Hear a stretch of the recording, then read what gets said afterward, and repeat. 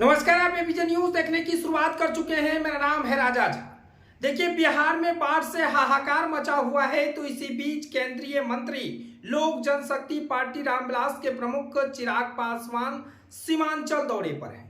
कोसी सीमांचल के उन बाढ़ प्रभावित क्षेत्रों का दौरा कर रहे हैं जहां लोग बाढ़ से हाहाकार मचा हुआ है। पूरी डरावनी तस्वीर सामने निकल कर आ रही है। इसी बीच चिराग पासवान नाव पर सवार होकर बीच नदी पहुंच गए और लोगों का हाल चाल जानने लगे। देखिए, चिराग पासवान सहरसा पहुंचे और सहरसा में रात में विश्राम भी किए और अगले सुबह से ही बाढ़ प्रभावित क्षेत्रों का दौरा करने निकल गए। बाढ़ प्रभावित क्षेत्रों जाकर वहां पर मौजूद जो लोगों की कठिनाई हो रही है उन लोगों से बातचीत किए और आनन फानन में तुरंत अधिकारियों को भी कई निर्देश देते हुए नजर आए हैं। तस्वीर में चल रहा है, देखिए किस तरह से चिराग पासवान कमर भर पानी में प्रवेश कर जाता है और नाव पर सवार होकर लोगों को राहत सामग्री वितरण करते चिराग पासवान नजर आ रहे हैं। केंद्रीय मंत्री चिराग पासवान विशेषकर दिल्ली से पटना पहुंचे और पटना से फिर अगर कहें तो सीमांचल और कोसी में बाढ़ से हाहाकार मचा हुआ है तो उनका मुआयना करने के लिए पहुंचे थे। इसी बीच चिराग पासवान बीच नदी में नजर आए जहां पर बाढ़ आया था, जहां पर लोग पूरी तरह से भयावह तस्वीर सामने आ रही थी। लोग कठिनाई का सामना झेल पा रहा है, तो चिराग पासवान भी उसी अगर कहें तो बाढ़ के इलाके में गए और नाव से उतरकर कमर भर पानी में प्रवेश किया और वहां मौजूद लोगों से हालचाल जाना है। हालचाल जानने के बाद चिराग पासवान ने सख्त अधिकारियों को निर्देश दिया है कि 24 घंटे अपडेट रहें, हमारे लोगों को किसी भी तरह की कठिनाई ना हो, हमारे लोगों को कोई भी तरह की दिक्कत ना हो।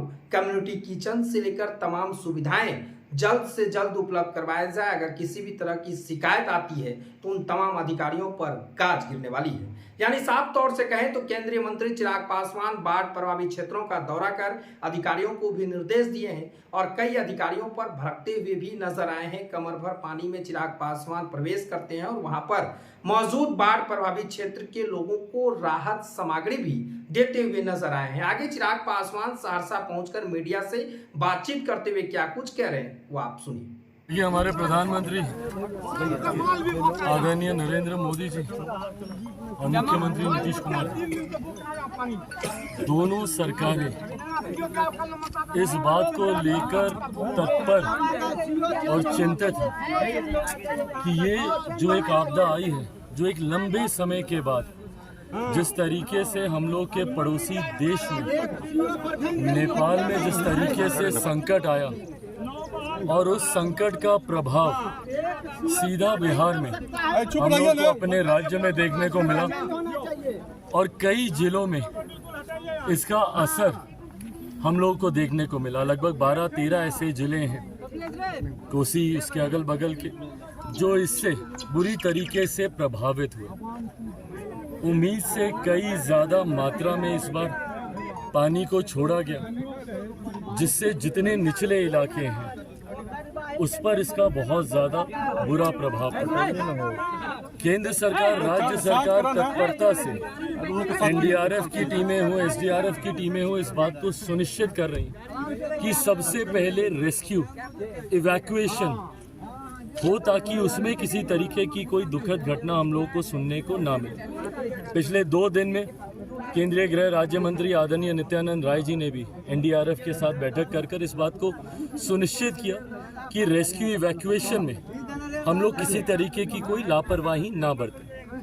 कल देर रात तक, आज सुबह तक इवैक्यूएशन का अधिकांश कार्य को पूरा कर लिया गया है। यहाँ से अब ज़रूरत है रिलीफ की और रिलीफ के बाद ज़रूरत है उनका पुनर्वास करने की। रिलीफ के लिए यहाँ पे कम्युनिटी किचन्स की व्यवस्था कर दी गई है।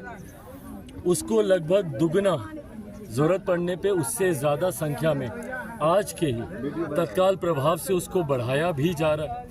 ऐसे इलाकों में जहां से ग्रामीण बाहर नहीं आए हैं और वो क्षेत्र पीछे वाला एक आइलैंड में तब्दील हो गया है, वहां पे सूखा राशन की व्यवस्था भी पहुंचाई जा रही है। धीरे धीरे संतोष की बात यह है कि पानी का स्तर अब घटने लगा है, धीरे धीरे पानी का स्तर नीचे जाने लगा। पर जहाँ एक तरफ ये संतोष की बात है, वहीं यहाँ से कार्य और ज़्यादा बढ़ता है। जब पानी नीचे जाता है, जो मलबा, जो कीचड़, अभी हम लोग भी कीचड़ था उसमें हम लोग भी फंसे काफ़ी देर तक। अब धीरे धीरे अब ये समस्याएं आएंगी, जो जानवर हैं जो इसमें जो मर गए हैं उनको लेकर किसी तरीके की कोई बीमारी महामारी ना फैले, उसको लेकर भी अब और ज़्यादा सजगता से स्थानीय प्रशासन इसके ऊपर कार्य करेगी।